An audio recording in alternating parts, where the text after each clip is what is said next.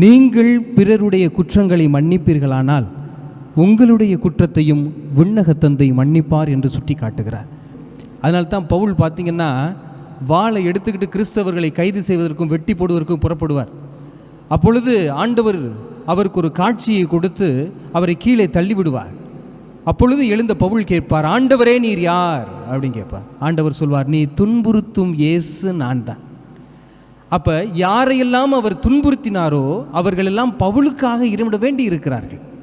ஆண்டவரே இப்படிப்பட்ட ஒரு மனிதர் இருக்கிறார், உம்முடைய மக்களாகி எங்களை துன்புறுத்தி கொண்டிருக்கிறார் என்று பவுலை இயேசு கிறிஸ்துவிடம் அறிமுகப்படுத்துகிறார்கள். எனவே ஆண்டவர் இயேசு கிறிஸ்து பாவம் செய்த பவுலை மனமாற்றம் செய்து எத்தனை பேரை அவர் கைது செய்திருக்கலாம், கொன்றிருக்கலாம், ஆனால் அதற்கு பல மடங்காக 100 விளைச்சலை கொடுக்கக்கூடிய மனிதராக பவுலை மாற்றுகிறார். எனவே நம்மை துன்புறுத்தக்கூடிய மனிதர்களை இறைவனிடம் அறிமுகப்படுத்தி பாருங்கள். அதைத்தான் ஆண்டவர் இயேசு கிறிஸ்து சொல்லுகிறார். உங்களை வலக்கண்ணத்தில் அறைந்தால் இடக்கண்ணத்தையும் காட்டுங்கள், உங்களை துன்புறுத்துவோரை எனக்கு அறிமுகப்படுத்தி வைங்கள், நான் பார்த்து கொள்கிறேன் என்று இயேசு சொல்லுகிறார். எனவே நாம் பிறரை தண்டிப்பதற்கு நாம் நீதிபதிகள் அல்ல, ஆண்டவர் தான் நமக்கு நீதிபதியாக இருந்து செயலாற்ற வேண்டும்.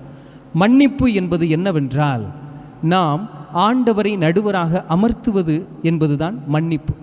எனவே அதற்காகத்தான் நாம் செயல்படுத்த வேண்டும் நம்முடைய ஜெபத்தை என்று சொல்வார்கள்.